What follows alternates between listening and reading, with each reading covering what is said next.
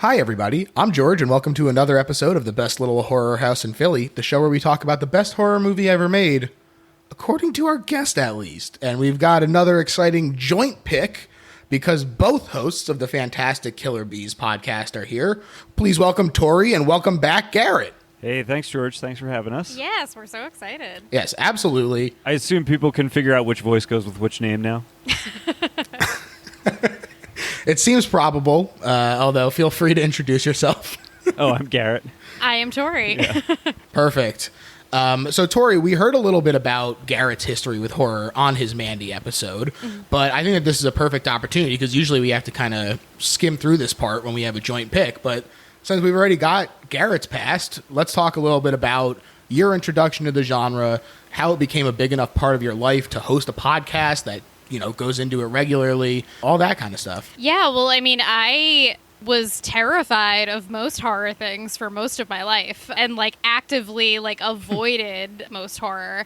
And it wasn't until my early 20s that I really got into it. And the two things that really got me into horror were The Thing and Reanimator, which very different body horror kind of movies. But then I was like, oh, these can be really fun and really interesting. And since then, I hosted a podcast with some friends, and it was more of a general movie podcast, but every pick I had was a new horror pick. And I spent, most of my time in Philly being young and single, just picking random things on Amazon to watch and catch up on horror movies. So it just became an obsession in my mid to late 20s. It's weird because there's so much stuff I really love that I only discovered within the past couple of years, but now it's my favorite genre, and I try to write about it and talk about it as much as possible. I think it's really funny how people who come to it late, myself included, I also didn't get into it until I was in my early 20s, and I think that it's funny how we all kind of are oh, we gotta really love it to bring everything we missed all those years, we have to catch up on it. And, so we really throw ourselves in. Yeah, now in this house, if I suggest we watch anything that's not a horror movie, I get a side eye of why are we going to waste our time on that? I know, one of my, bucket list things in life is to watch every 80s horror movie, and I'm well, this is another movie that isn't that, so why bother?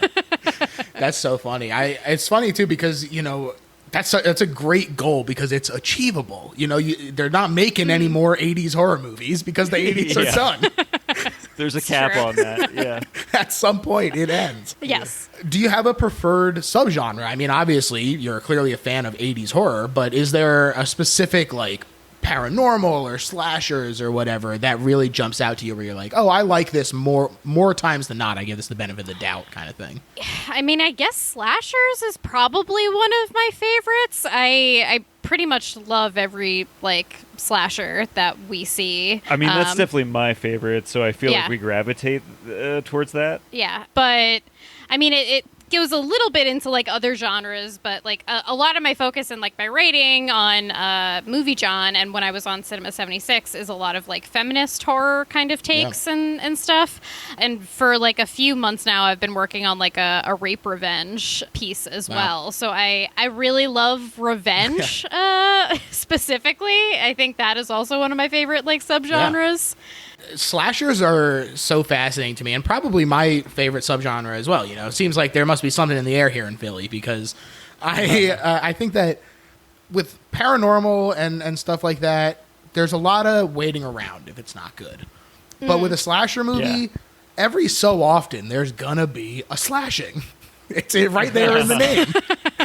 I also feel and maybe it's just because I'm in the bag for slashers, but, they're populated by usually pretty entertaining characters. Whether you like them or hate them or think the movie is good or bad, I'm usually pretty in the bag for oh, these dumb teenage. I just love watching the dummies they get to be the victims. I always think it's fun. Yeah, absolutely. And, it's interesting that the movie we're talking about today, some people claim that it, in fact, invented the slasher subgenre, or the progenitor. Excuse me, the progenitor of this movie. Yes, we're talking about Psycho 2. The movie I never even expected to be tolerable, much less the best horror movie ever made.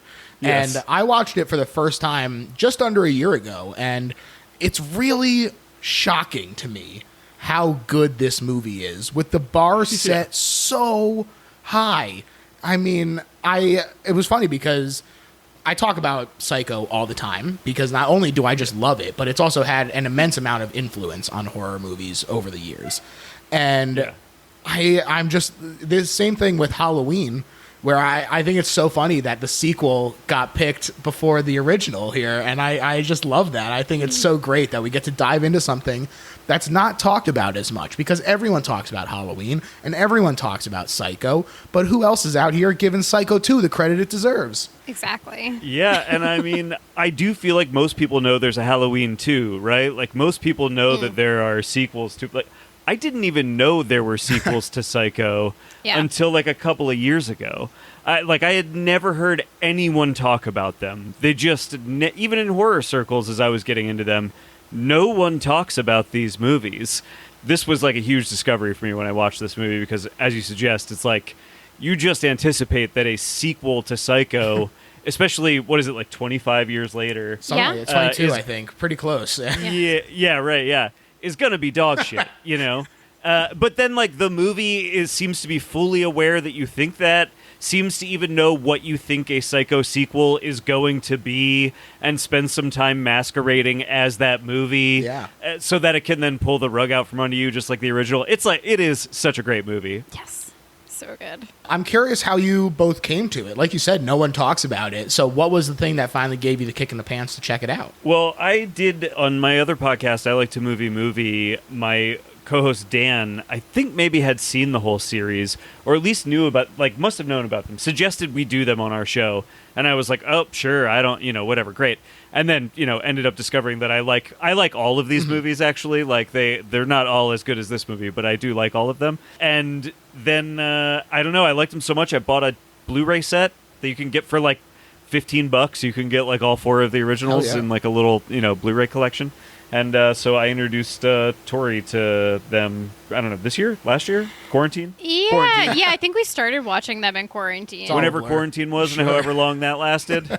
But when we first started dating a couple of years ago, Garrett had like a really bad cold, and we were just we hadn't been able to meet, so we just started listening to each other's podcasts as our way of like getting to know each other. Yeah. And you were doing the Psycho movies around the time that we like had first started dating, and so I was like listening to this, being like, I did not know these movies existed, and then was like, I love Psycho and I love Anthony Perkins, who is in all of them. So clearly I have to watch these. And I mean, this maybe is like one of the best franchises, like with all the movies being really great. So for sure, one of my favorites.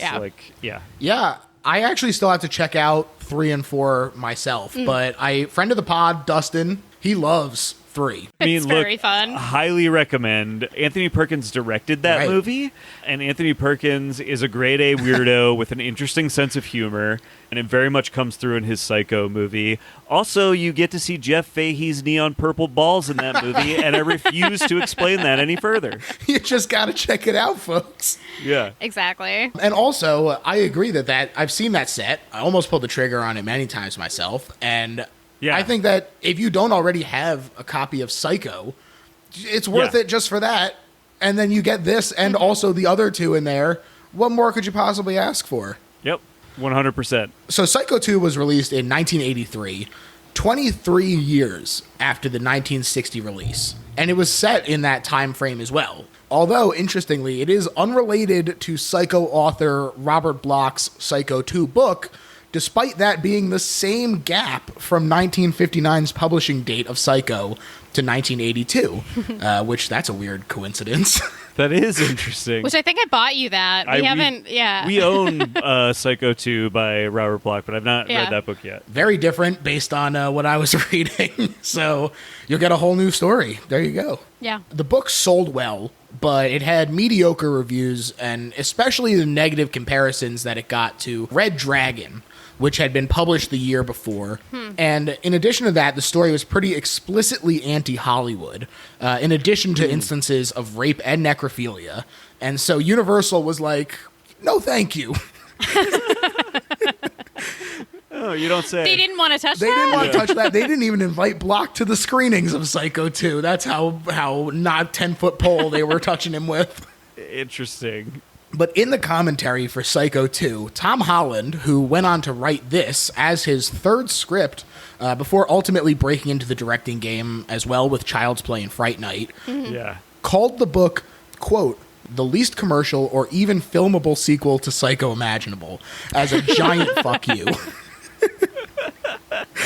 That's very funny. Yeah, I will say, though, that one thing, I don't want to spoil anything for you since you haven't read the book, but Yeah. it does something similar to Psycho in terms of taking away a central character relatively early on, although it's not even revealed that that's happening until later. So, Okay. So there's some interesting Psycho parallels there. It does still sound like an interesting book to me, so I might check it out myself, but not that related to the movie.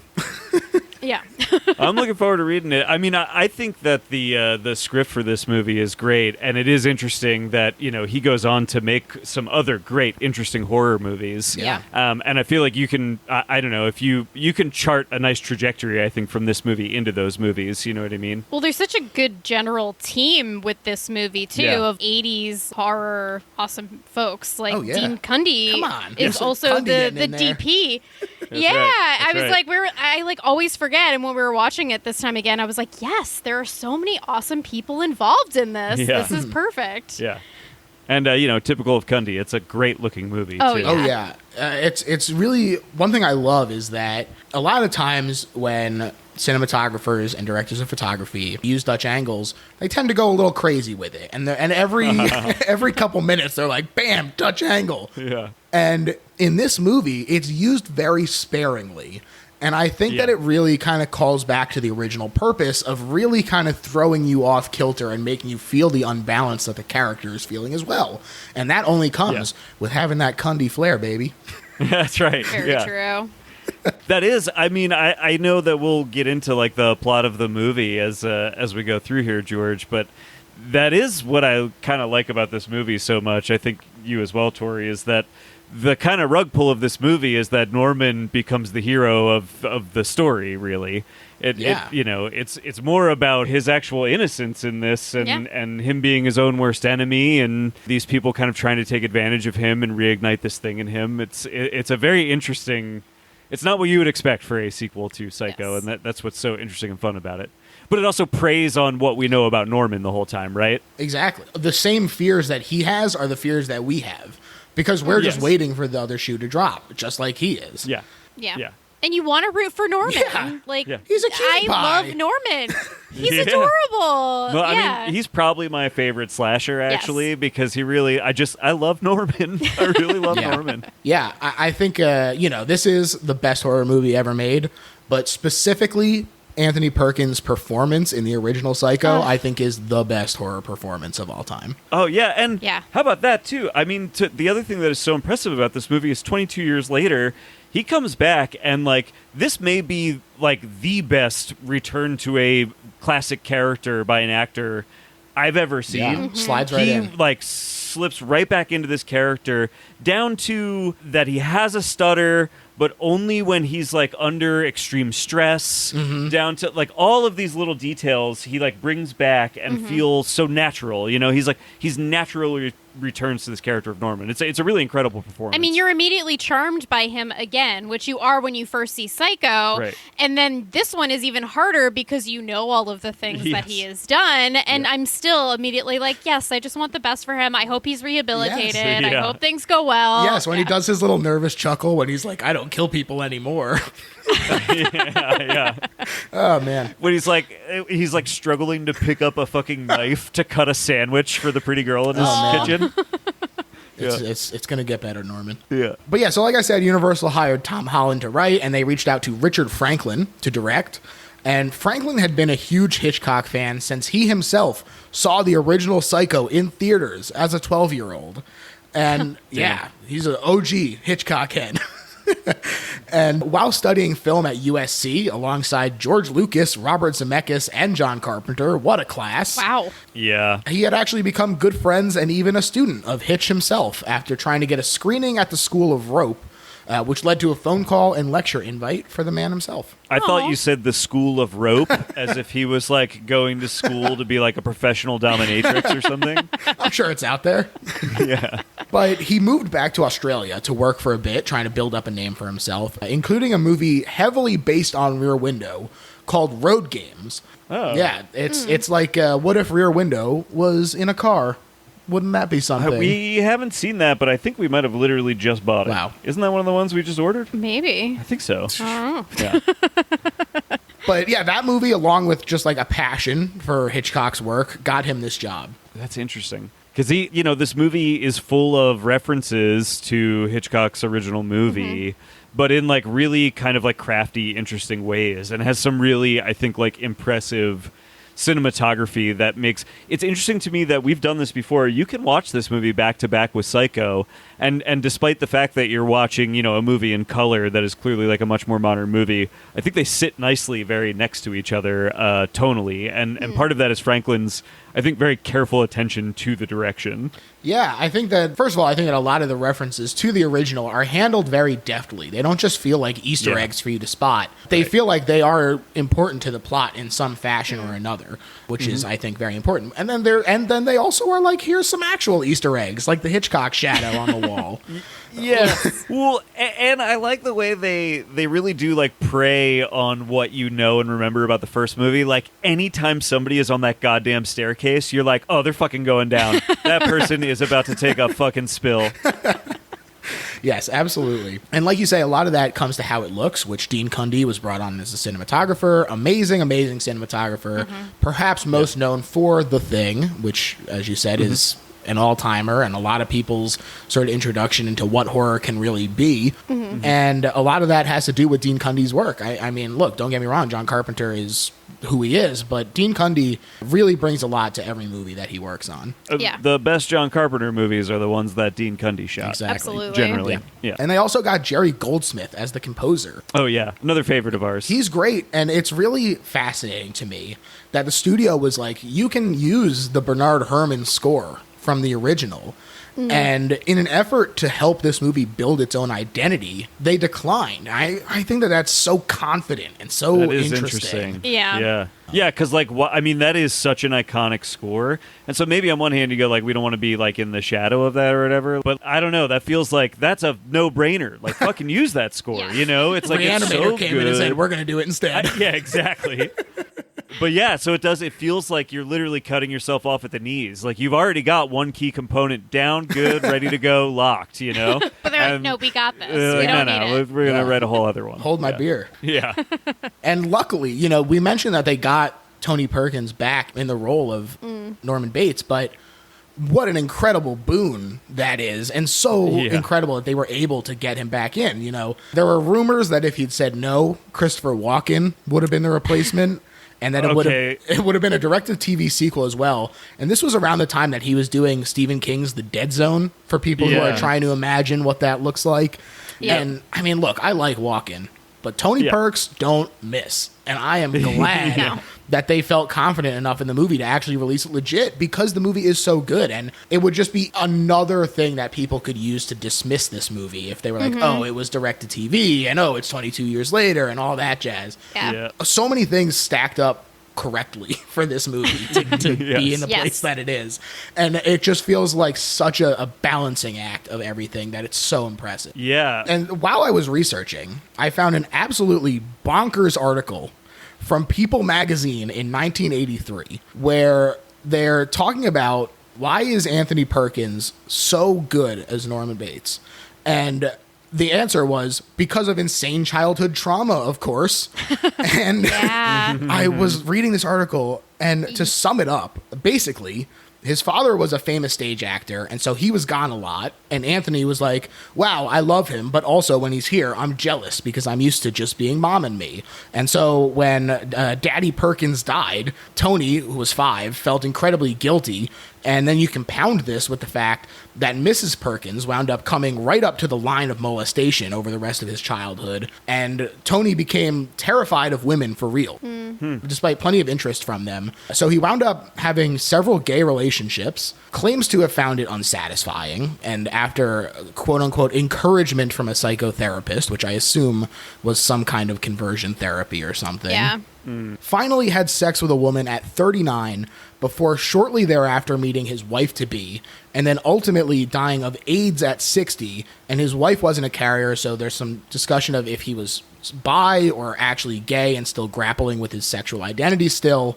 And then that would have been enough to just be like, wow, that's crazy that Anthony Perkins had such a harried life. But then his wife also died in one of the hijacked planes of 9/11. Yeah. Jesus, yeah. We Tori were just just told me talking that about earlier. that. It's I was insane. like, Jesus Christ.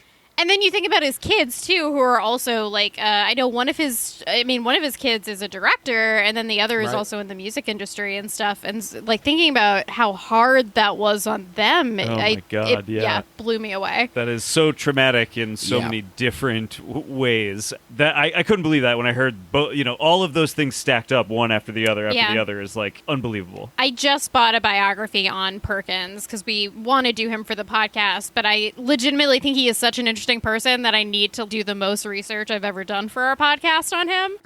But it's called like Split Image, and it kind of talks a lot about like how he kind of is perfect for the role of Norman because he just understands so much of what it would be like to be Norman. Yeah, I mean, it's unfortunate that that happened to him, but it really is incredible that he is able to kind of put that into his art in such an interesting way. And hopefully it was cathartic for him. There was some talk about getting Jamie Lee Curtis to play the role of Mary, which of course would have been very appropriate as she's the daughter of the original Marion, Janet Leigh. Unfortunately, between a scheduling conflict and wanting to sort of move away from horror, having just gotten Trading Places, it wasn't meant to be. Although I do like Meg Tilly a lot in this. I do too. Oh yeah, Meg is great. I think that, you know, it's funny that there's all these little connections because, of course, Jen Tilly is such an integral part of Child's Play, which Tom Holland wrote the original of and everything. Yeah. So just all these little connections all over. But yeah, Meg is great in this. They brought back Vera Miles to play Lila Loomis, although Sam Loomis was written out because John Gavin was serving as the ambassador to Mexico. Wait, I feel what? like every scrap of information I find out about these actors just blows my mind. Like, Meg Tilly Fascinating. didn't watch any TV growing up, and she had never seen Psycho even after being cast in this. I wonder if that does that help a performance, right? Is that how she fits so well into this movie? Well, I also read too a little bit that I guess she had a bad time on set on this. Oh, really? Yeah, she did not get along Yeah. with either Anthony Perkins or the director. Oh wow. Yeah, which is Right. also insane because I think that she and Perkins do have a fair amount of chemistry, but also there's so much tension in that relationship in the movie, and maybe that is part of the reason. Yeah. Yeah, it's her relationship to Anthony Perkins' character is this really interesting kind of mix of sympathy and fear. And kind of a strained relationship might actually add something to that in a way where it's like, oh, like he's a nice guy, but why isn't that happening for me? Because it seems like a lot of people have very nice things to say about Anthony Perkins, and so it is quite kind of a surprise to hear that they didn't get along. Again, it's just like, wow, that sucks. At least it went into the art in some way. Like, it's not just sitting there Yes. getting bottled up. But yeah, everyone in it is great. It was made on the Universal set for $5 million over the course of a month. They did actually still have the Bates house set and several props, but they did have to rebuild the motel itself. Okay. And the town of Fairvale is actually the courthouse square that would go on to become famous for being the town in Gremlins and Back to the Future just a few years later. Oh. Sure. Yep. Yeah. That's their famous kind of small town lot that pops up in tons of movies. That's right. It's all the same place. Yeah. Well, it's interesting, even the diner that's featured in this movie is something that comes up in one line of dialogue in the original movie. All Yeah. of the details of Yeah. this movie are very nicely threaded from the original movie into this movie, which I kind of like because they feel incidental, but they are nice and kind of connected. Yeah, it really grounds it in the first movie, which I think, to your point earlier about how watching them back to back does feel very natural. I think that's the kind of thing that helps that out a lot. Yeah. As far as reception, it was mixed, with people reacting differently to the era-appropriate updates, but mostly fairly dismissive. Some notable reviews were Richard Canby, who said it felt like watching precocious film students play with artifacts found in the Hitchcock mausoleum. And Ebert said that it was better than the average slasher, but too heavy on plot. So I don't know what this freaking guy wants, because he always complains about people being too disposable, and he complains, and then there's a bunch of plot, and he complains, and I'm beginning to think this guy just doesn't like horror very much. I do think that's one of his like least liked genres, right? Oh, yeah, for sure. yeah. For sure. It wouldn't be an episode of Best Little Horror House without checking in with our favorite villain. Roger. Yeah. Old Roger. Yeah. Boy, yeah. I mean, I guess I've seen this movie now like 3 or 4 times. And it always feels maybe like a little bit long to me when I rewatch it. So I think maybe I can hear his like, it's maybe a little too plotty, but not really, because that first time you watch it, it really pulls off its magic trick the same way the first movie does. Yeah. And that's why it's so good, you know, and I can still remember that first experience with it every time I watch it. So I don't even know if I agree with that criticism that I just said. Yeah, I mean, like the original Psycho also got like somewhat mixed, you know, reviews as well. So Certainly so. some people just it takes them a while to appreciate true art, you know? To catch up with us. Yeah, Yeah, I totally agree. And I think that you're right, Garrett, because the ending of this movie gets so twisty Yeah. and so all over the place. But I remember that first time watching it being like, oh, I get it. And then another twist would happen and be like, holy shit, I didn't get it. I mean, by the time I guess can I spoil it now, or should we wait till we get there? Yeah. You can go. I mean, by the time he's bashing his new mom over the head with a shovel, I just was like, I remember the first time, like literally, like getting off of my couch, be like, "Yeah, Norman!" Like, just so like, man, oh my god, yeah, Well, what a movie! What I like about this movie too is like this is like maybe my 3rd time watching it, Yeah. and I always like kind of forget some of what's going on because it is so twisty and turny. But that makes it kind of fun because Yeah. it feels like a little bit new to me every time I watch it too. Because I'm always like, wait a second, who killed who? Did Yeah, right. Did Norman kill anyone? Yeah. Like how aware is he of what's going on? Right. Like there's so much interesting stuff like that I'm always asking those same questions while I'm watching the movie. Yeah, Keeps it fresh. Yeah. it's so sad by the time you get to the finale, and he's fully convinced that he's gone crazy again. I know. Well, because that's the thing, too, is like you want to believe he's rehabilitated, and then these women have inserted themselves into his life, making sure he does not get rehabilitated. And you were like, Yeah. maybe he had a chance, but now you broke him. It seemed like it. Yeah.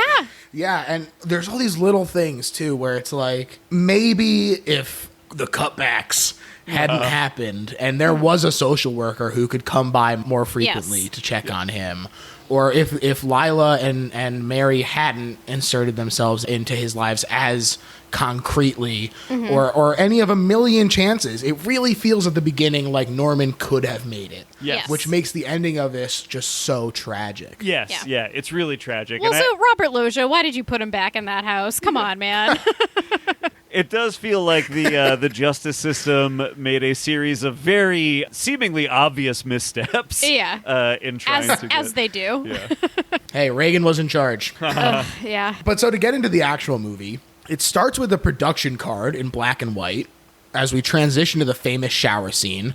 First of all, I like that they start off with it in black and white, even the production card, because it gives you a nice little easy segue. But this shower scene is a perfect recap to communicate a ton of important information for this movie without doing like a huge exposition scene. And also, it just rules. I'm like, hell yeah, I want to see that scene again. It's so Yeah. good. Yeah. And then color starts to fill in as we pan over to the house, which I really like as well. And we see Anthony Perkins in as he screams, "Oh God, mother, blood," and then bang, title card. I just love it. It's so simple. It's So beautiful. effective. Really great stuff. And so when we actually join our characters, it's at a hearing where Norman Bates is being considered for release, much to Lila Loomis's dismay, whose 700-plus signature petition has no effect on the proceedings. What an interesting. I mean, her character arc in this movie is kind of interesting. Yeah, I mean, I always by the end of it, I always feel kind of bad that is where that character ended up because she does seem like just a caring, nice person in the original movie that just wants to know what happened to her sister, and like by the end of it, she's, maybe as bad as Norma Bates. Right. Yeah. Well, she's certainly been embittered over the years Yes. by this. And Yes. yeah, just for people who maybe aren't as intimately familiar with the plot of Psycho, Lila is the sister of Marion Crane, Norman's victim in the shower scene, and the widow of Sam Loomis, who is Marion's infidelitous lover and Lila's amateur detective partner. So there's all the connections. I don't know how you figured out how to reduce all of that to the 3 sentences you just said, but bravo, my friend. Yes.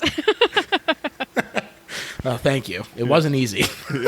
But she starts to panic a bit, pleading with everyone to help her. And she says, it's all too obvious that our courts protect the criminals, not the victims.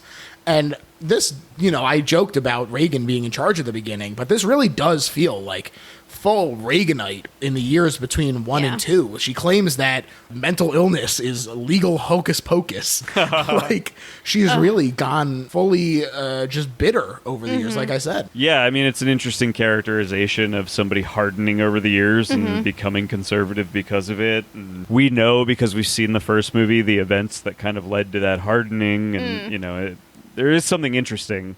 And it makes sense to me that she's where she is when we meet her in this movie. It would be interesting if there was, I'm interested in the movie where Sam was a character too, to see how it affected him, if it affected him the same way. Yeah. Did his death potentially somehow trigger some of this for her a little bit more?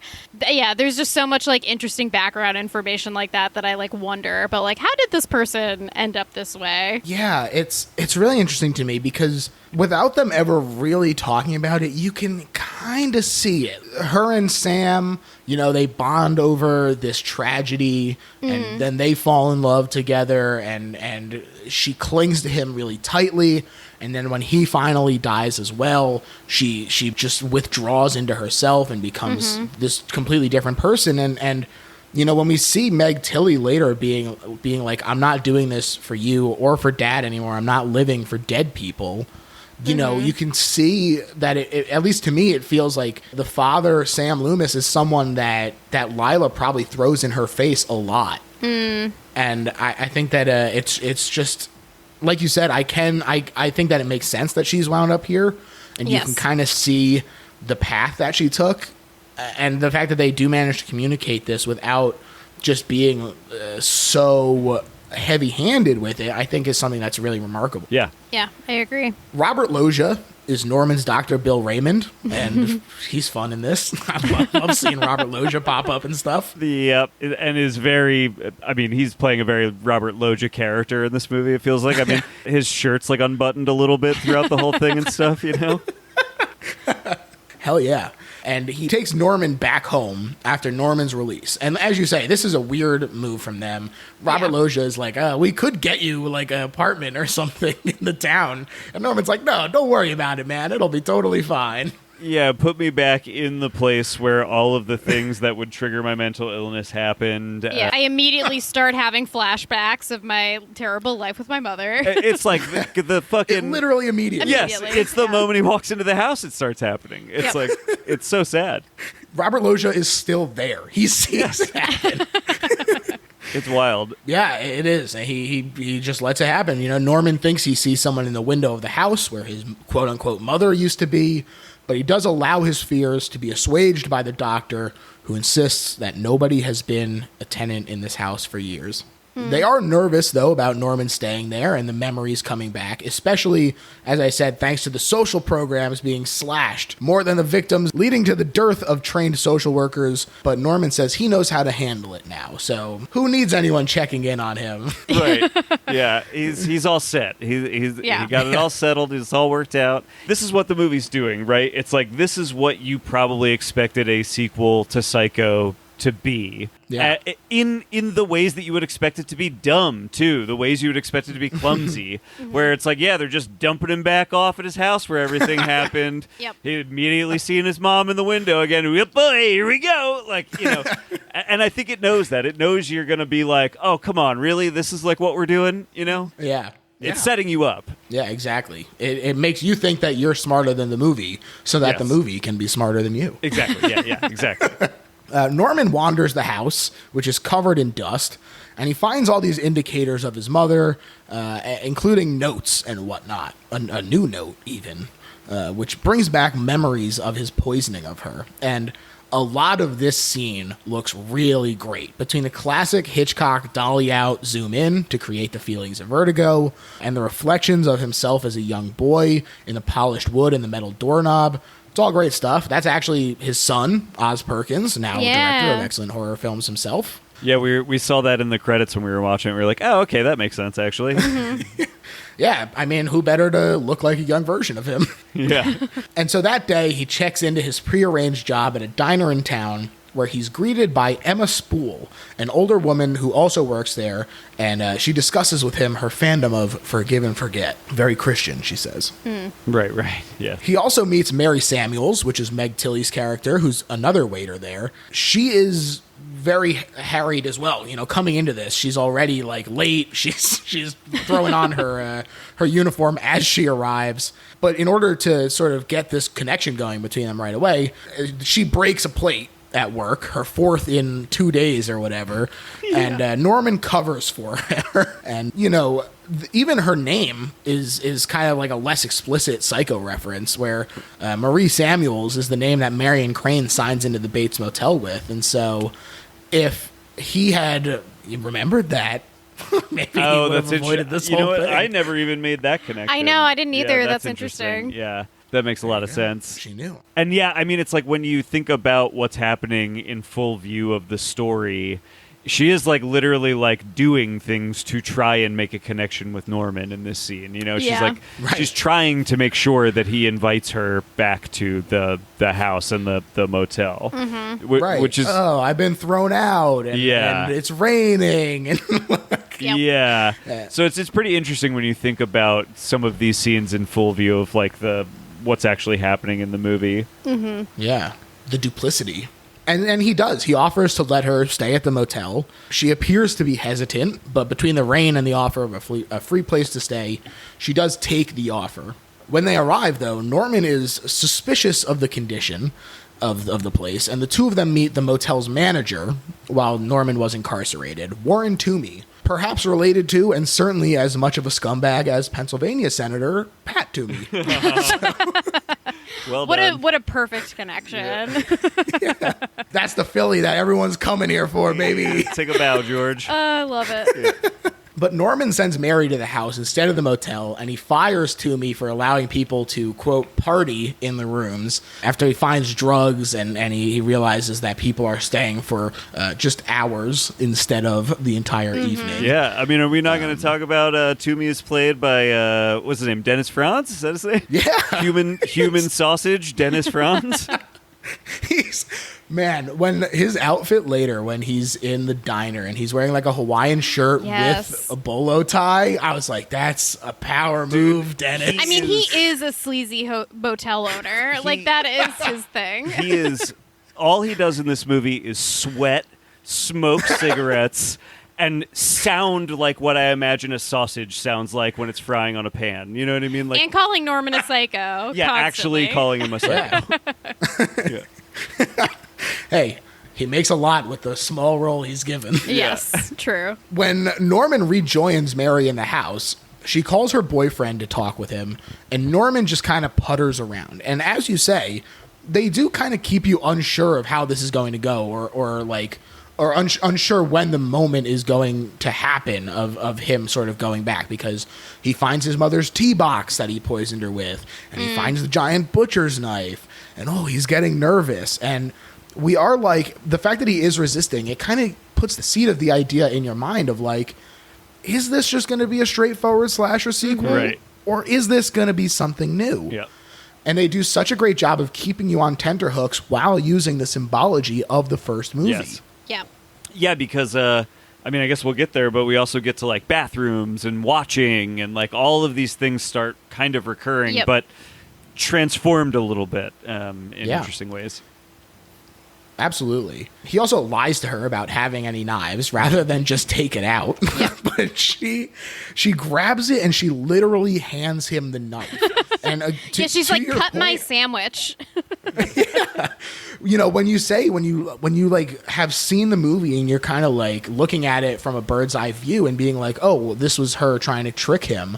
Like putting the knife literally in his hands is like as explicit as the gaslighting gets. Yeah. Like, Oh, she's like, here you go, do it. Like, And her face is so funny too when she does it, because even she's like, "This is weird." I'm like, "Do you know the situation? I mean, you do know the situation you're in right now, of course. Yeah. But it's like, this is dangerous. This is super dangerous. It is strange to consider Meg Tilly's position throughout this Yes. movie, because it is like, I mean, you know what your end game is, right? Because Yeah. if your end game is what I think your end game is, you handing him a knife means he's gonna fucking kill you. Like, you are the attractive young woman in his house. Yeah. This is not going to end well for you. yeah, it's like I don't. So it's like I do get. I don't know. It's interesting and weird that I guess she has accepted that, or Yeah. thinks she'll be able to escape his clutches. Well, she has that like throwaway line about being like a psych student or Right. something, and you're like, oh, so is this some fun like fucked up like Yeah, it's like this game game for you? that she's Yeah. playing. Yeah. I also think that there's a little bit of a reflection of Norma Bates and Norman in the relationship that Lila has with her, especially in Yeah. terms of how controlling she is and everything. You know, at the end, Yeah. when things have gotten a little more scattered and she's a little more desperate, and she says, oh, go up there one more time and put yourself in harm's way. But don't worry, I'll have the cops there so quick. And, like, that's an insane thing to say. Yeah. And for her to be willing to put her daughter in harm's way, to throw her under the bus, to try and get this guy who hasn't done anything put back in a mental institution, is just like the cruelest thing I can possibly imagine. Yeah, and Norman's the one that should be put away for life. It's like, okay. Right. It is so unbelievably cruel. The deeper you get into like what they're actually doing to Norman. Yeah, you know? it's heartbreaking, Yeah, because yeah. you're like, oh, this guy does not stand a chance. right. Yeah. It is funny, though, that there is a little bit of like, she does know the position she's in, because when he does get through slicing the Sammy, he makes it through, and he goes, oh, I lost my appetite a little bit. And she's like, oh, I lost my appetite too. I'm going to go upstairs. Yeah. By the way, Slicing the Sammy is the name of my upcoming ska album. Hell yeah. I'll be perfect. first in line. And they talk a little bit about his past, and he asks her to stay so that he's not alone in the house. And one of the things she does is insist that he face his fears. Again, this probably is not with his actual best interests at heart. No. Right. Forcing him to go into this room, but they do go into his mother's room, and there indeed is the Hitchcock silhouette cast on the wall, a really slick way of incorporating his trademark cameo. Right, yeah. That is kind of interesting. I don't even know if I ever totally noticed that, because I don't always look for that. I know that's like a thing everybody loves, the little Hitchcock, passing by in the background of all of his movies. I feel like when I catch them, I'm like, ooh, there it is. But I'm like never really looking for them, Yeah, I know. It's funny too, because sometimes they're like as in your face as North by Northwest, where he's Right. like on screen for like a minute. Yeah. And then there's like this, or plenty of them where it's just like the silhouette from Alfred Hitchcock Presents. Yeah. Like instead of actually I think him. I saw something too that like they had talked to his daughter about the fact that they were making a sequel, and she was like, "Oh, he would have loved it. Like he would have loved that Yeah. you guys are doing this." And I was like, "Oh, that's like kind of cute that there is like some sort of like stamp of approval from the Hitchcock family." Yeah. I also, one thing I really like, especially noticeable in this scene, is that there's some really great wide shots instead of constantly cutting back between the two of them. It makes it really effective to see their body language and see how nervous Norman is. Yes. Not only at being back in the house, but having an attractive woman there with him, and how nervous Meg is at spending the night with literally a murderer. And Yes. It's the kind of thing where the body language is as important as the actual language. Yeah, I mean, he's constantly in a state of like being triggered throughout this movie, and you see it, like you definitely see it. You hear it with like his stutter. It's so well done. Yeah, and he's such a tremendous like physical performer too. Just the way he kind of like flitches and Yeah. he's got like little twitches and things. He's great. Sweating buckets. Yeah. I know. I feel so bad for him. I know, he gives Dennis Franz a run for his money. He sure does. The next day, Mary comes back to work, and she says that her friend in town said that she could stay with her and that she'll be leaving, which does disquiet Norman. And this is exacerbated by a drunken Toomey showing up to work and blowing smoke in his face and calling him a psycho and all this kind of stuff. Oh, the poor lad is just trying to chop up some lettuce. I know. Well, and this is the scene with the note, right? Yeah. So, yes, we see another note. We saw the first one in the house, and he kind of just passes it off. And he's like, it said, like, I'll be home late. Cook yourself something for dinner. Yeah, you could imagine maybe that just happened to still be there from, 30 years prior. Right. I assume that's what he does in his head to kind of like try and write that off. Exactly. But all the while during this scene, there's a note hanging on the little, like, order spinny. Yeah, it's like a turnstile that orders get hung up on in a restaurant. Yeah. Yes, and this is a much more aggressive note that says, "Don't let that little whore in my house again." Yeah. Signed from Mother instead of M. Much more explicit, both in tone and in being from the mom. Very Norma. Yes. And while this is while we see this like hanging there, Toomey is aggressively harassing Mary, which pisses off Norman even more. This is where one of those Dutch angles gets put in as things escalate, which is, as I said, not only a way to sort of put you off balance, but it's also a nice little nod to the German expressionist influence that Hitchcock himself had in terms of where he got a lot of his inspiration from. Yeah, this is when Toomey starts like, doesn't he, at some point Norman picks up a knife and Toomey starts going like, yeah, you psycho, like use your knife, right? Yeah. Well, because he thinks that Toomey is the one leaving these notes. Right. And so he's freaking out. In his frenzy to confront Toomey, he splashes hot oil all over his boss. And you see a bunch of customers like leaving in a rush. Yeah. But he glances at the knife in this cake, and this enrages Toomey. And yes, he's yelling, "Psycho, psycho, use the knife, psycho." But Norman does resist. And he goes back into the kitchen as Toomey storms out. And I think that this is where the first seeds of doubt get put into Mary's mind as to whether this is actually the right thing to do. Yeah. Because if this moment didn't push him to at least even threaten the guy, it really feels like he is working hard to restrain this part of himself. Yes. Right. And in the aftermath, nobody can find the note.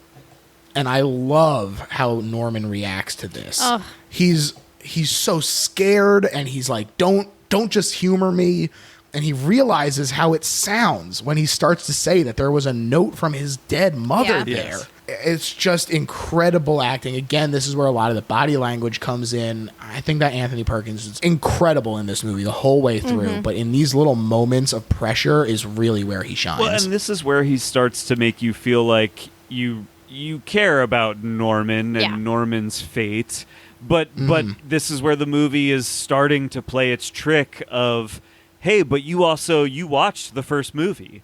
This is what Norman does. Yes. Norman lulls you into a sense of security and then is a murderer, and exactly. And so it's like, I love the way the movie is preying on, it really is a movie about rehabilitation, right? And about what we think about rehabilitation and what our own biases might be about rehabilitation, because you spend the whole movie going like, right, but I know what he's capable of. Yeah. I mean, who knows what his stay was like when he was institutionalized or whatever. Probably not great. Yeah. and maybe he did get some of the tools he needed, Sure. but then he doesn't even have a chance on the outside. It's very similar for, I'm sure, a lot of people, because it's hard finding employment. It's hard finding connections with people. It's even harder when you have these two women that are trying to get you back in an institution. Yeah. But it's so interesting. It's very hard, and you're lucky if you make it, Yeah. Mm-hmm. And I think that part of what's so interesting about this movie, and part of what makes it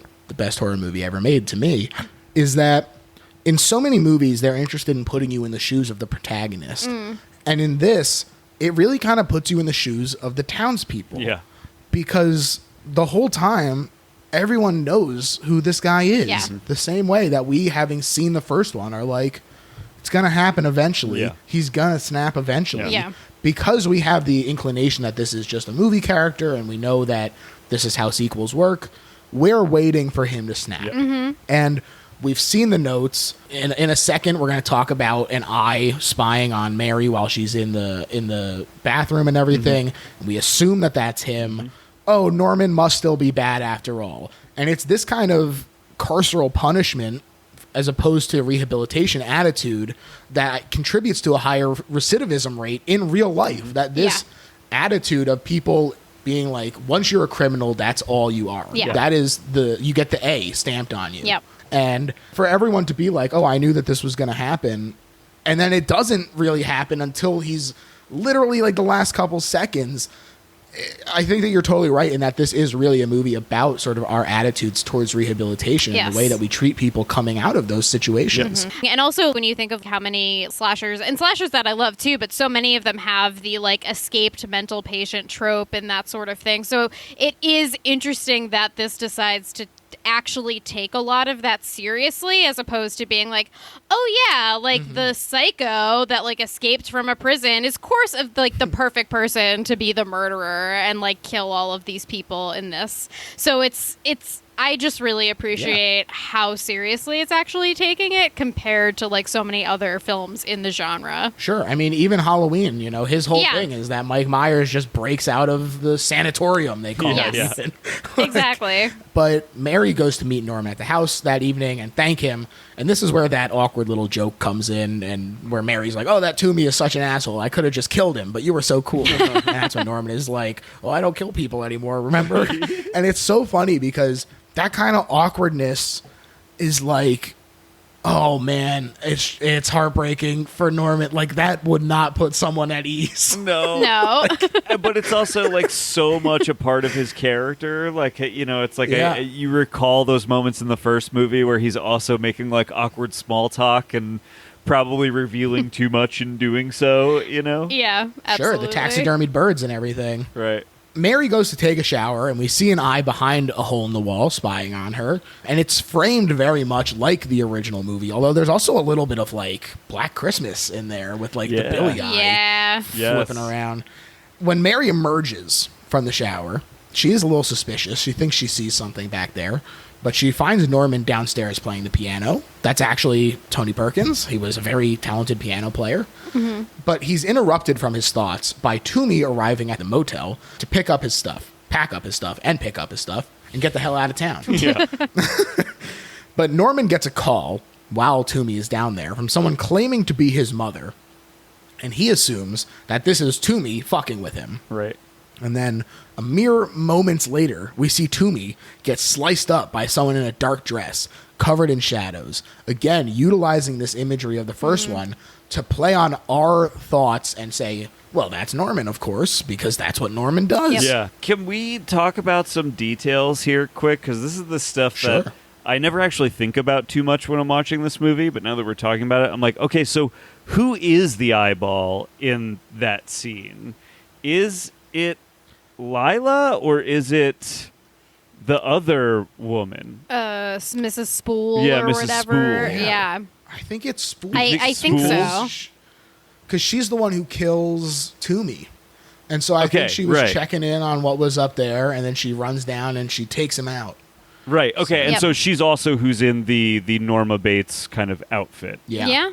Okay. Well, I think that at that point, it is just her outfit, because since they are, spoiler alert, sisters, they look very similar. I mean, when you see her going up to the house at the end, it looks just like the back of the hair when she's in silhouette. Yeah, Yeah. You're right. So, but Toomey is dead now, obviously, and Norman seems to be very happy all of a sudden. He quits the job at the diner, and he gets to work repairing the motel.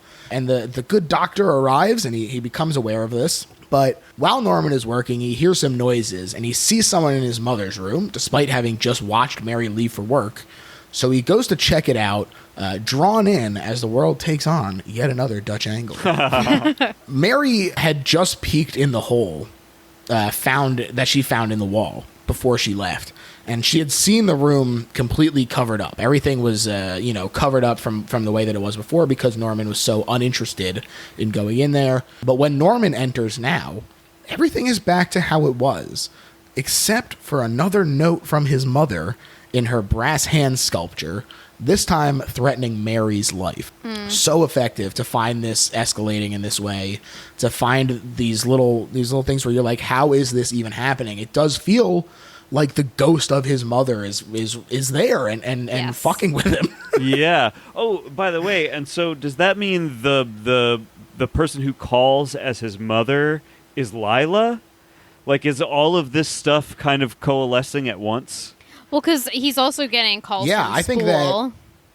But if Spool is there as the eye behind the wall and killing, Toom, what's his name? Toomey? Toomey, yeah. Does that mean it's now Lila who's making? You know what I'm saying? And so it's like Lila's Yeah. making these phone calls, and so he's getting the phone calls, and mother's Yeah. back. And in addition to that, Spool is like running around, also murdering people. You know what I'm saying? And so it's Yeah. like all of these things are kind of Yeah. like for Norman. Right? Like, all of these things are happening in a way where it would have to be his dead mother, right? Yeah. Right. Because there's no other way for Norman to explain how all of these things are happening at once, you know? Absolutely. Exactly. And the way that they are each doing their part to do this it's awful, because I think that it's Lila is the one who undid all the stuff and did this note here threatening Right. Mary. And so, they're like tagging in and out to get things done to screw with Norman's head. I actually can't remember now that we're talking about it. Are they working together, or is this all happenstance? I wanted to talk about this when we got to the end of the movie, but is Lila working with Mrs. Spool? I don't think No. so. I think It's all it's like just two. happenstance, Those right? are like unrelated. Okay, that's what I thought. Yeah. That's the most Okay, great. Let's keep talking about this, because that's like the most mind-blowing, interesting Yeah. thing about it. Yeah. Yeah, well, so the door slams shut and locks Norman in the attic after he's been inspecting. And meanwhile, this is where a teenaged couple break into the cellar to smoke and have sex, as Toomey mentioned has been happening when we first met him. This is where it's like, hey, by the way, we are making an 80s slasher. Yeah. We gotta get some teenagers fucking in here, okay? Yep. Hell yeah. Well, this is, when we talked a little bit off air, this is really interesting to me. This is where it really comes into play of how this movie kind of blends Hitchcock into something else, kind of the way that Brian De Palma does with movies like Body Double, which, by the way, Brian De Palma reportedly offered this movie and declined. Interesting. But a bunch of kids getting, quote, punished for their transgressions Yes. feels much more like a traditional slasher from the genre that Psycho helped birth, as opposed to the Hays Code restricted work of Hitch himself. Although the Hays Code was losing power by the time Psycho in the 60s rolled around, thanks to enforcement capability with TV and foreign films weakening their authority.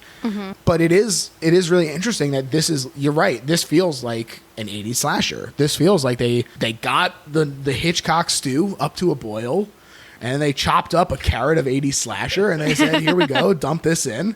Give it a little time to simmer, and you got a beautiful stew going. Hell yeah. Well, and I mean, this is one of the more, I think, successful examples of when making a kind of like late in the game sequel, updating it for the times successfully. absolutely. Like this Yes. this brings Psycho into the 80s slasher genre without feeling like it has to sacrifice what's interesting or special about Psycho. Yeah. Which is really cool. Absolutely.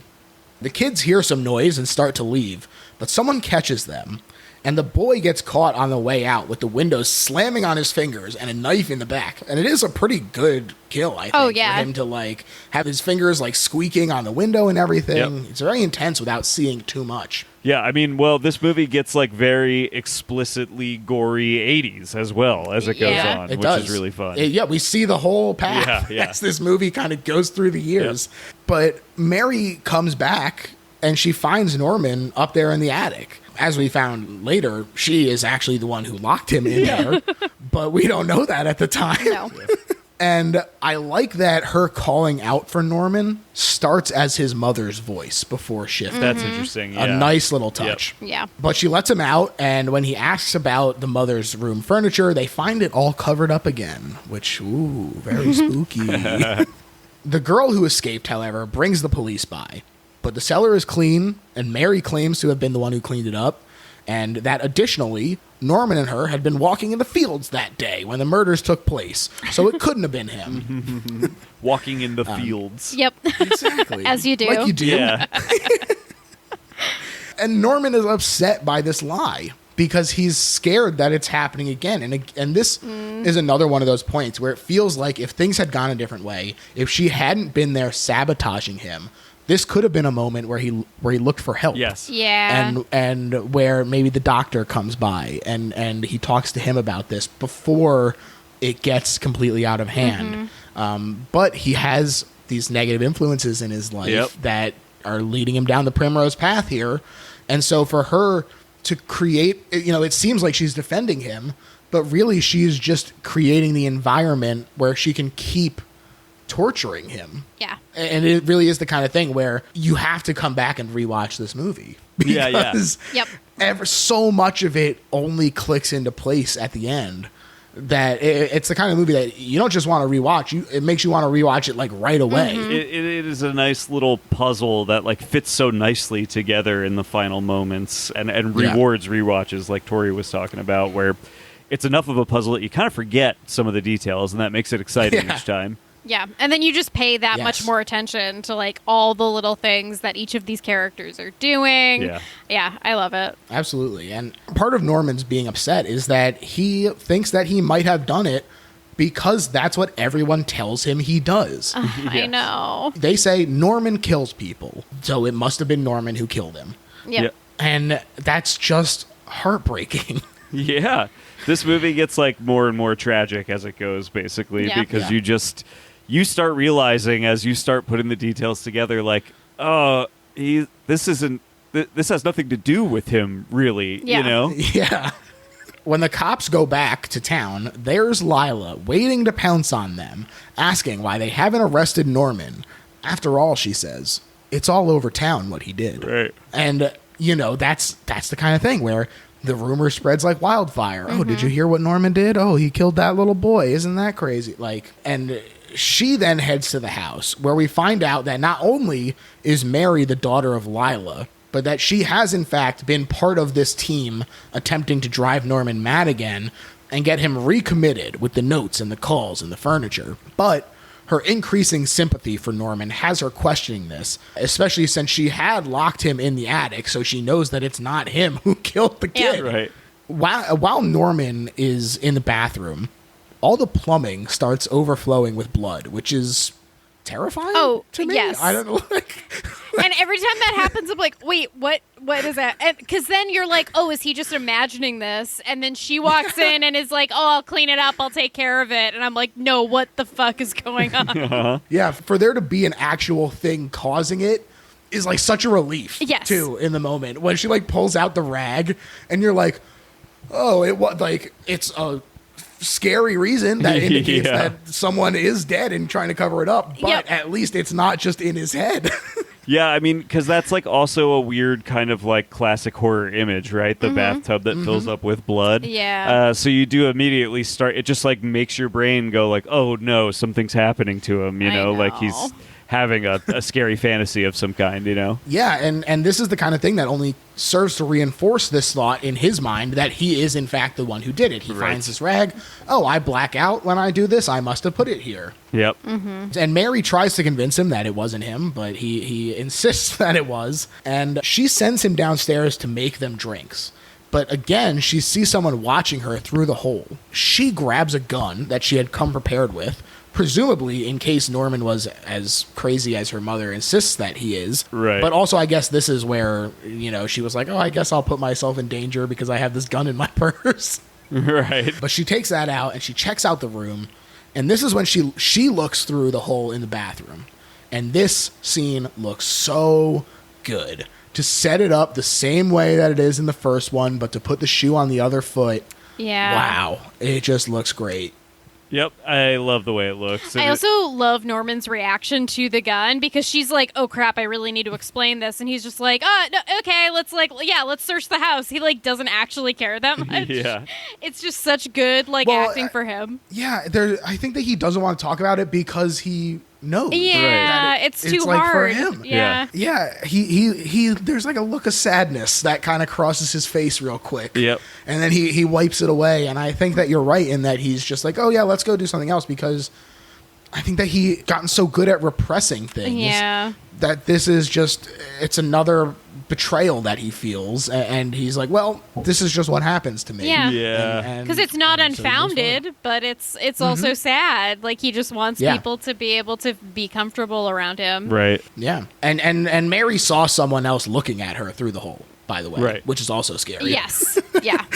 Right, because at this point, she, I think, is fairly convinced, like, I guess doesn't know exactly, like, whether her mother is right or wrong about Norman, but now is very much aware that, like, okay, well, Norman's not doing some of the things that are happening right now, you know? Like, Right. yeah. Well, and it works, too, because, like, as the audience, like, we do want to, like, you know, we don't want it to be Norman. Right, We yes. like Norman. Yeah. We want him to be okay. And so even though, like, she knows what he's done as well and is feeling those emotions, it's, like, so nice to see that happening. Yeah, yeah. Yeah, and yet, you know, I remember the first time I watched this, I'm sitting there like, could he have gotten downstairs in the Right. amount of time? Like, Right. like, you know, Yeah. there's still a piece of you that is convinced it's him. Yeah. Even though the movie is explicitly saying, don't do that. Don't be like the townspeople here. You know, Right. there's a piece of you that just automatically falls for it because it's so easy to believe negative things about people. Yes. Yeah. So, but while he checks around downstairs, Norman, he's looking around for what's happening. Mary calls the hotel that Lila was staying at and discovers that she never came back. Right. Whoa. She tries to comfort Norman, but he is quickly degrading. Terrified of his mother being in the house, he's refusing to leave his room. Mary stays with him, but she's a little freaked out, understandably so, to find him standing over her while she sleeps with a knife. Yep. She stays cool, though, and she comforts Norman much like a mother would, which is very interesting in terms of that dynamic between them. Oh, yeah. This scene is pretty interesting, actually. Just like all of those weird little dynamics that play out. Yeah. I mean, him standing over her with a knife is such a funny, crazy image for her to, like, react.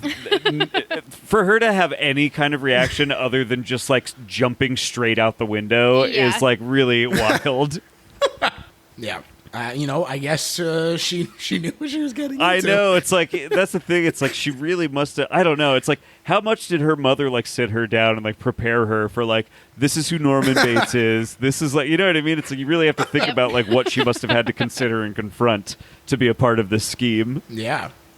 Dr. Raymond comes by the next day to tell him that he figured out Mary's identity. And he tells Norman that they're the ones who were harassing him, although Norman isn't completely convinced.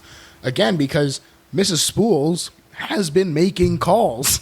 She Yep. has been killing people. And so all the times when he's like, oh, that was my mother on the phone, my real mother, like, oh, that's Mrs. Spools calling him Right. and being Yeah. like, Yes. Norman, it's me, your mother. Yeah.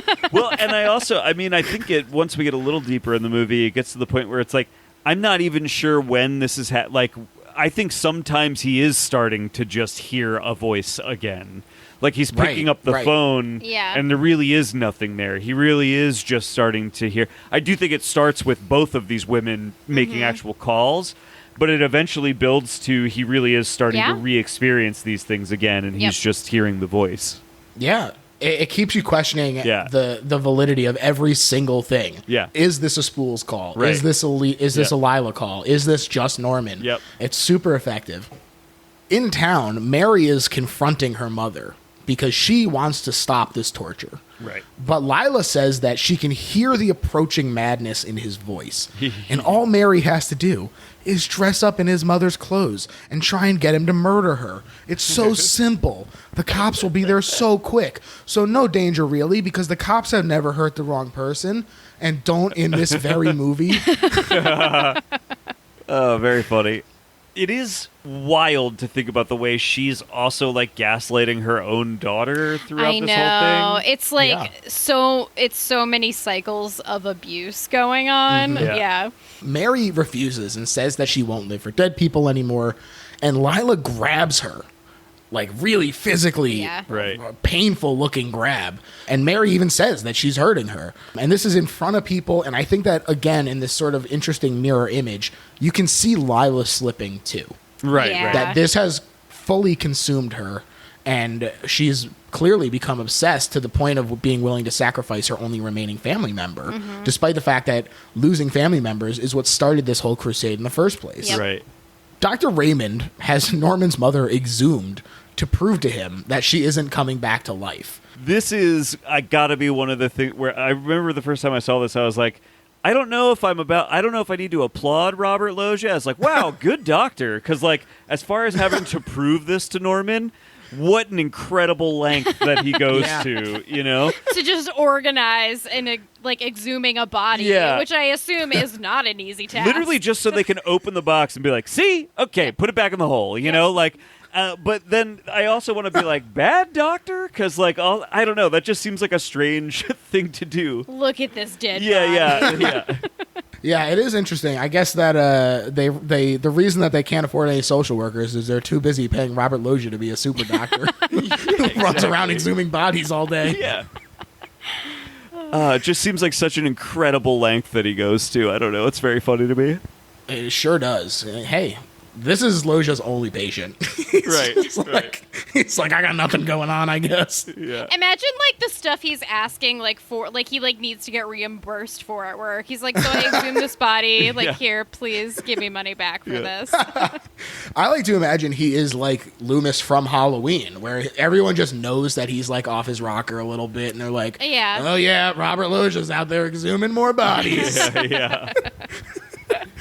But this is also where Norman starts to reveal some of this real mother stuff that he's been picking up. And he says, oh, yeah, that's my mother. She's dead. She's not coming back.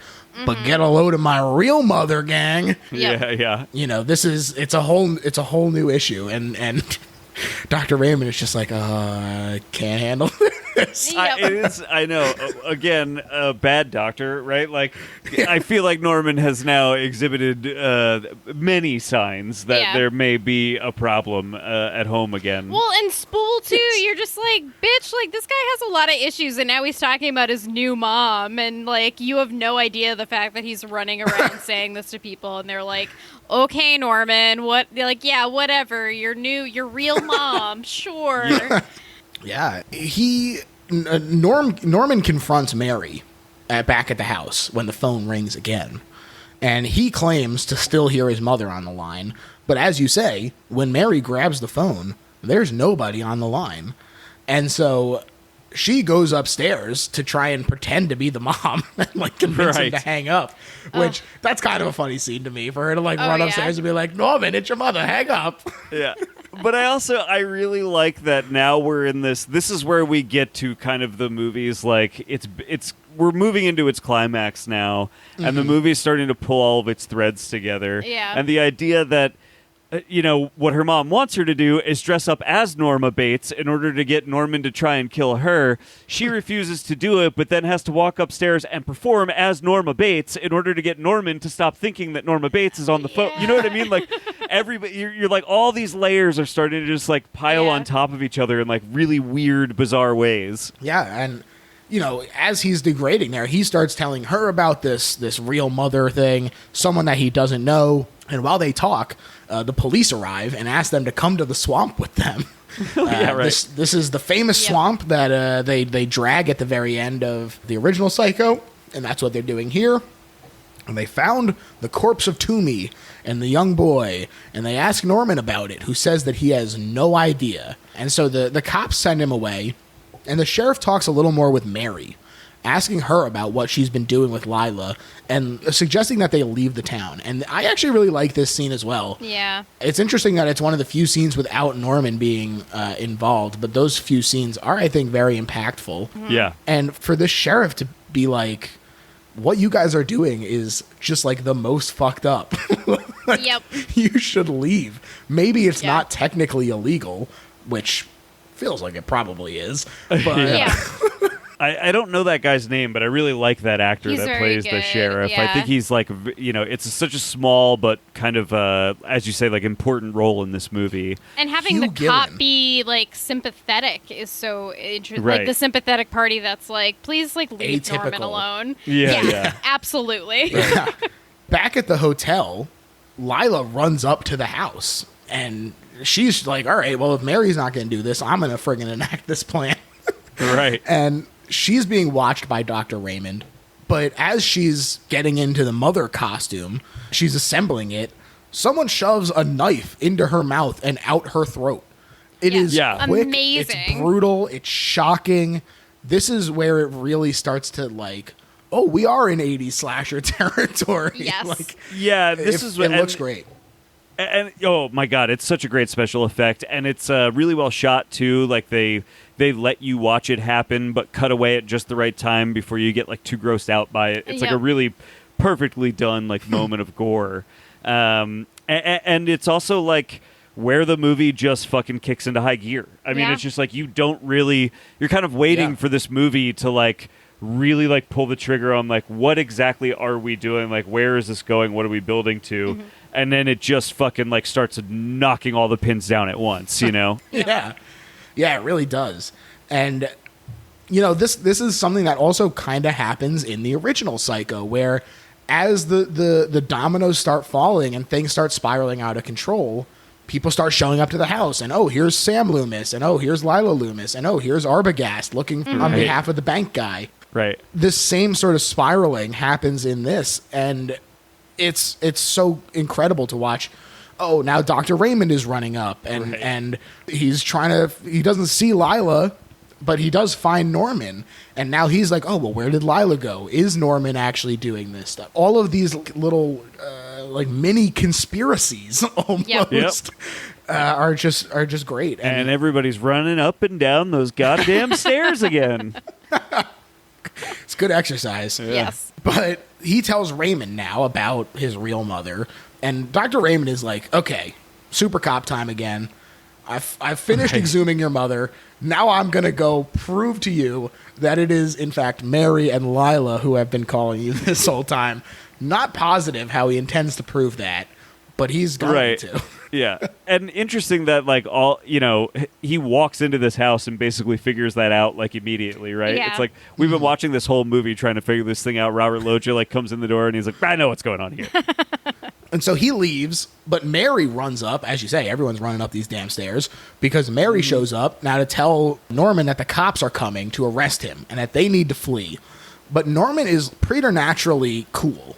And this is another really awesome scene where she's like, we need to go. And he's like, why would we go? Where would we go? Everyone will just find us. Like, oh, man, so creepy, really effective. It feels like the first time where we've really seen Norman just completely divorced from reality. Yeah. This is where he's kind of become fully convinced. And it's where you start getting, I think as an audience member, pretty fucking sad. You know, it's like the movie starts to become like very tragic as you realize like whether he has done any of this or not, I can tell what's happening right now is he is losing himself again. Well, and he's so uninterested in like trying to save himself or get away with it or anything. He's like, yeah, I'm just going to stay in this house. He's just resigned to it. Yeah, and at some point he must have actually been talking to Spools because he tells Mary that it's his real mother who's been doing the killing and that she's been doing it to protect him, which is actually the motivation. And he just tells her that he's basically accepted it, like you said. And the phone rings again, and this time it's Dr. Raymond. But since Norman has fully descended into madness at this point, he treats him like he's talking to his mother, which is another very effective moment for me. Yeah. But when Mary grabs the phone, Dr. Raymond hangs up. And then Norman takes back the phone and keeps talking to quote-unquote mother, which is really scary as he starts being like, oh, yeah, Mary's right here with me. Oh, no, I like her a lot, Mom. Oh, why, Mother? Why do I have to kill her? And Mary is like, oh fuck. I got to get out of here. It's like all the things. It's so interesting because it's all the things that, you know, you sort of assume the movie's going to be about in the first 10 minutes that then the movie strays from for like an hour. And then it comes back to them and actually gets to them, but in a context that is totally different than you thought it would be, you know? Yes, absolutely. And so Mary runs downstairs to dress up as his mother and try and convince Norman to stop. But he keeps talking on the phone. And the moment where she starts to cry while she's dressed up as Mrs. Bates and she like calls out to Norman with her voice quavering, that is just incredible acting. It's so full of guilt and fear, and it's just so great. She's tremendous in this movie, I think. Yeah. And someone grabs her from behind, and she thinks that it's Norman trying to carry out his mother's wishes, so she brings the knife she was carrying down on them. But it was actually Dr. Raymond thinking he had caught Mary in the act of torturing Norman. R.I.P. Super Doctor. Yeah. Big rip to a real one. And then he just falls in the craziest way ever. Yeah, well, because they got to repeat the stairway fall. Yeah. It's why everybody's running up and down these goddamn stairs through the whole movie. True. Is because they're just waiting for you. Yeah. They want you to be like, oh, who's going down? That's right. And it's absolutely Dr. Raymond, because he smacks a banister on the way down with the knife, fully impaling him. Yes. And he just lies there on the floor. And Norman comes out and he finds the doctor there, and he tells Mother Mary, how many times have I covered up for you? I'll do it again, as she pleads with him to recognize her as Mary. Really just powerful stuff. And as he approaches her, she, it's like semi-accidentally, stabs him in the gut a little bit. It feels like she's just kind of like moving in surprise, but she gets him, and she continues to poke at him to try and keep him away. There was some kind of like weird religious symbology happening there, where he gets like stabbed in the ribs and then through his hands like Jesus. Yeah, it's very strange. Yeah. It's funny you say that, because I think that every time it happens, and then because it doesn't actually mean anything or matter to the rest of the movie, I forget about it and don't think about it again. But every time it happens, I'm like, that's weird. That's what happened to Jesus. Yeah. I sat there and I chewed on it. And I said, maybe because he views himself as sacrificing himself for his mother. Sure. He's a sacrificial lamb or something. Yeah. So, I don't know. Take your own meaning from that, folks. Yeah. But as Norman chases her down to the fruit cellar, he accidentally bumps into the coal pile, revealing the corpse of Lila buried underneath. And first of all, this looks great too. Reminds me, like the way that she looks kind of reminds me of Pamela Voorhees' head. But that's interesting. It's one of the creepier moments. Whenever I see her face, I'm like, oh, this is like legitimately scary looking. Yeah, it's all shriveled up. Like, it doesn't look like she's been down there for an hour or whatever. No. I also like imagining whoever it was that shoveled all that coal into a different part of the basement, put the body there, then shoveled all that coal back on top of the body. Miss Spools is buff. You can't tell under that dress. But yeah, so it's revealed Mary assumes that he actually did it and tries to kill him for real now, not just being defensive like she had been. Right. But when she raises the knife to plunge it into Norman's back, the cops arrive and quickly blow her away. Yeah. Interesting that she ends up being the, quote unquote, the knife wielding psycho in the, in those final moments there. Yeah.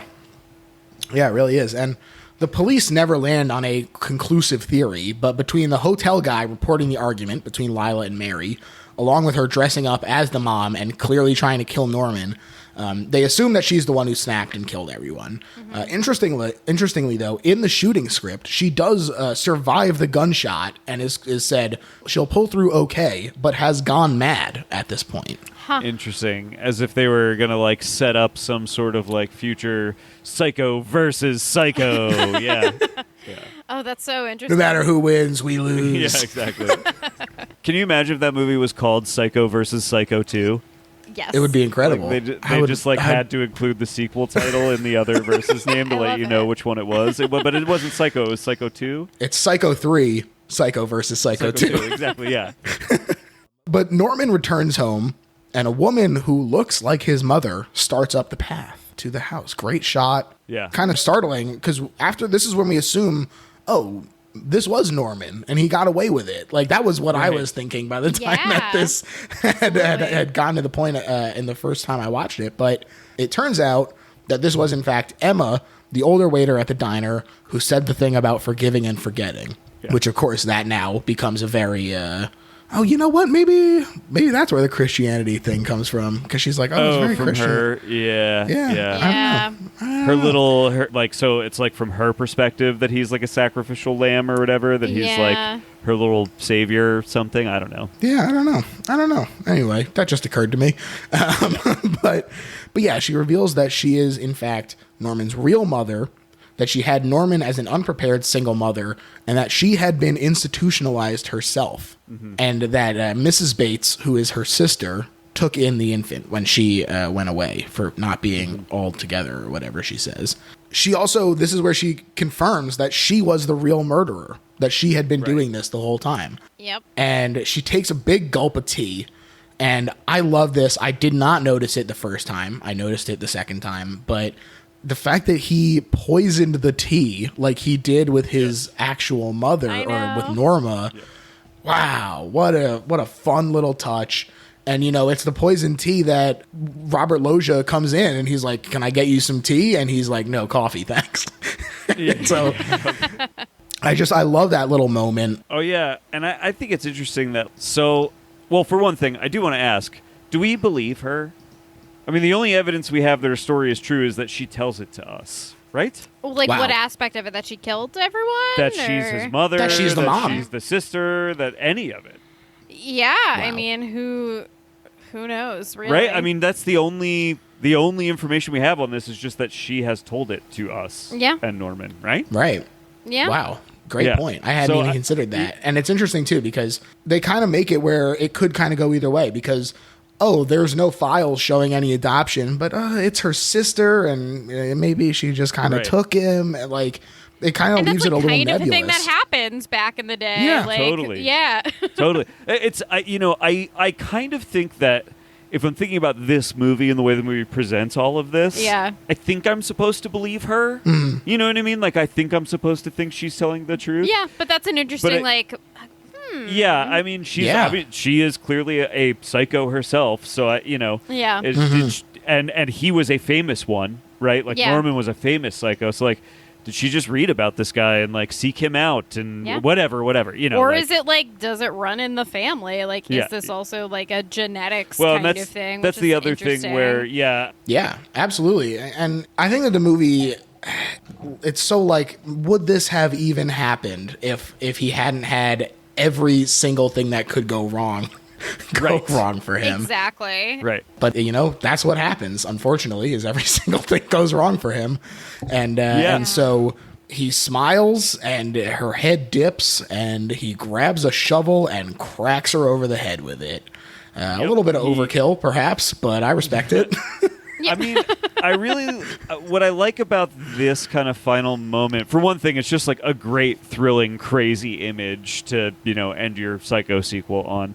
But it's also this, like, it's about as low and as sad as you could possibly imagine them deciding to go with this. Yeah. Where it's like, not only have these people successfully brought him fully back into his illness, they've literally handed him a new mother with which to poison, kill, and put in the attic to, like, continue. Like, they literally reset the clock on Norman Bates. Well, it's also an interesting, like, is this now his moment of just acceptance? And this is what he wants and what he is comfortable with. And so, like, now he has got his new mother and he is back in his house. And, like, he gets to do the thing that was toxic but comfortable. Right. Which is, like, maybe easier at this point because he was trying to get better and that clearly didn't work. Right, yeah. So maybe, like, I wouldn't say triumphant, but maybe there is some weird healing for him in this moment. There's relief for Norman in this. I think that the pressure certainly has been taken away. And as you mentioned, he carries the body back upstairs. He talks to it like he used to, and once again, Mother has taken control of Norman because she talks back.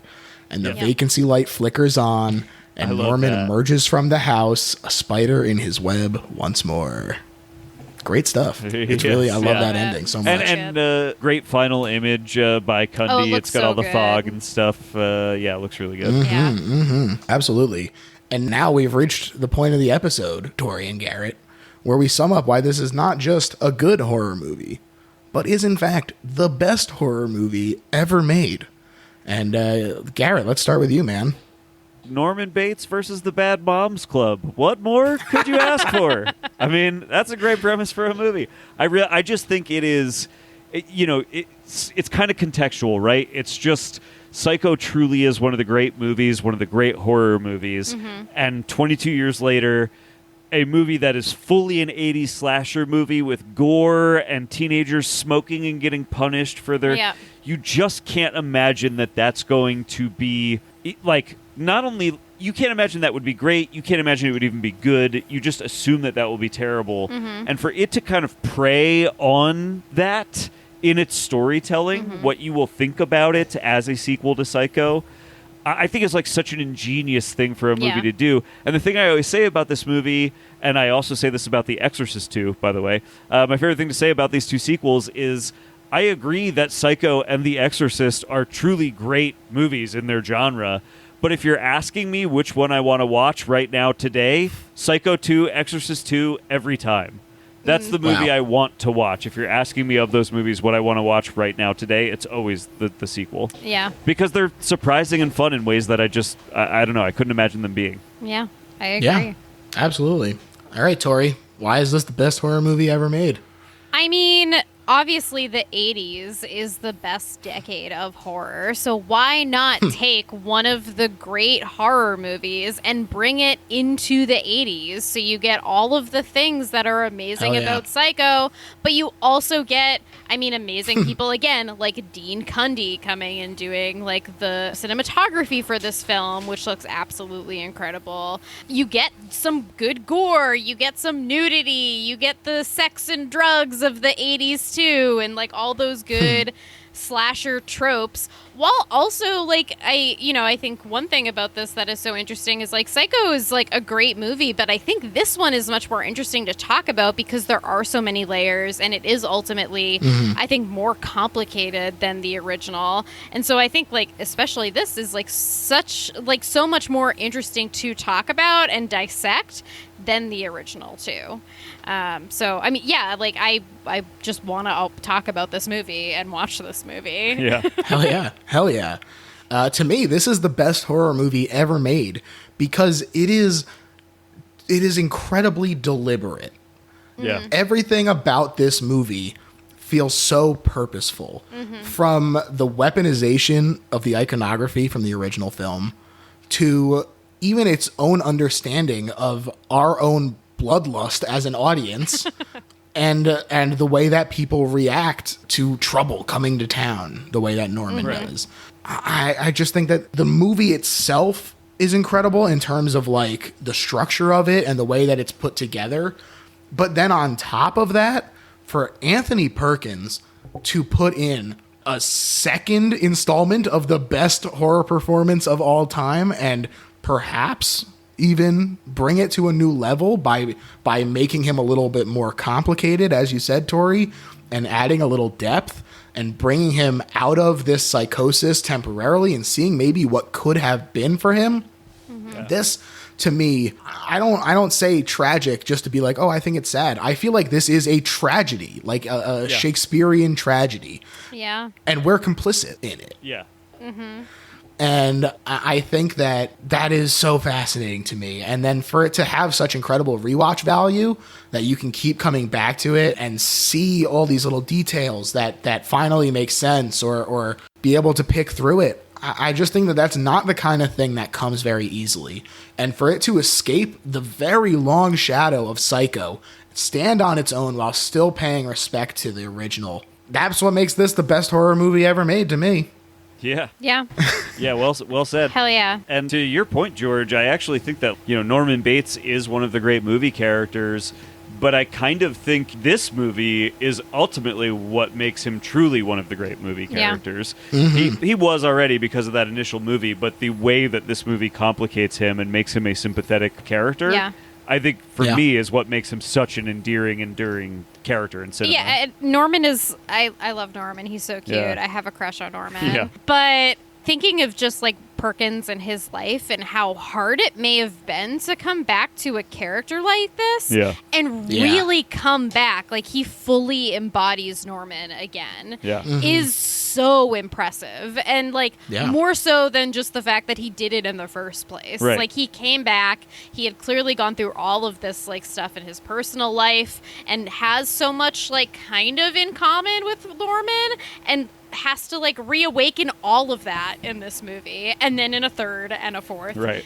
But, like, the minute he comes on screen and he, like, does his awkward little half smile and stuff, I'm like, oh, he is this person again, and it's amazing. Yep. I love this movie, folks. If you haven't checked it out, you know, sometimes I like most of the movies that we talk about on this show, but every now and then we talk about a movie that I really am like, if you haven't seen this movie, you should really make it a point to go check this movie out. And I think that today's movie is absolutely one of those. And if you have not seen it, or even especially if you didn't even know it existed, then you should really go check out Psycho 2, because it is absolutely worth your time. Tori, Garrett, I want to thank you guys so much for coming on and for picking this movie, because it was an absolute joy to discuss. And please tell people where they can find your writings and talkings and all that jazz. Well, you can find our podcast, Killer Bees, at Killer BS Podcasts, everywhere on the internet. Tori runs our Twitter page very well. And, we cover, like, B-movie actors, basically. We just profile different actors. We recently did a series on Rutger Hauer. Casey Lemons is coming up. We have some good stuff coming down the pipe. Pam Grier, Miko Kaji, so many good ones. Yeah. Hell yeah. And we both write for MovieJawn.com. That's JAWN, the Philadelphia John. Yes, and you can... Hell yeah. Yeah. I'm, Tori Potenza on things. But yeah, I have a series that I've been working through on David Cronenberg and, like, sex and gender themes in his movies. And my new column on Movie John on Women Who Kill just started also. So every month I'll profile another woman who kills in film, which is fun. Yeah, definitely check that stuff out. I love that you guys have embraced our beautiful city with Movie John. Oh, thank you. Yes. Thank you. And it's great. I use that phrase in my own lexicon very frequently to Yay. some of my online friends' dismay. But yeah, as far as my plugs, you can find me on Twitter at LittleHorrorPHL. You can check out the Patreon, where we got all kinds of fun bonus episodes, including just more movies that we talk about without necessarily being constrained by the best horror movie ever made. So we've talked about stuff like Extra 2, where I get to talk about how much I love B-movies. We've talked about Begotten, which that's a fucked up, crazy movie. If you haven't seen Begotten, I'm not. wow, well, you should check out Begotten, guys. Okay. And we also talked about Solaris, which is genuinely one of my favorite movies of all time. So you can check out all that fun stuff. And then that's not even the only kinds of episodes on there. So make your way over to the Patreon. That's also Little Horror PHL, and check that stuff out. That's it for me. Thanks again, guys, and go Birds. Thanks for having us, George. Thank you. Yeah, bye.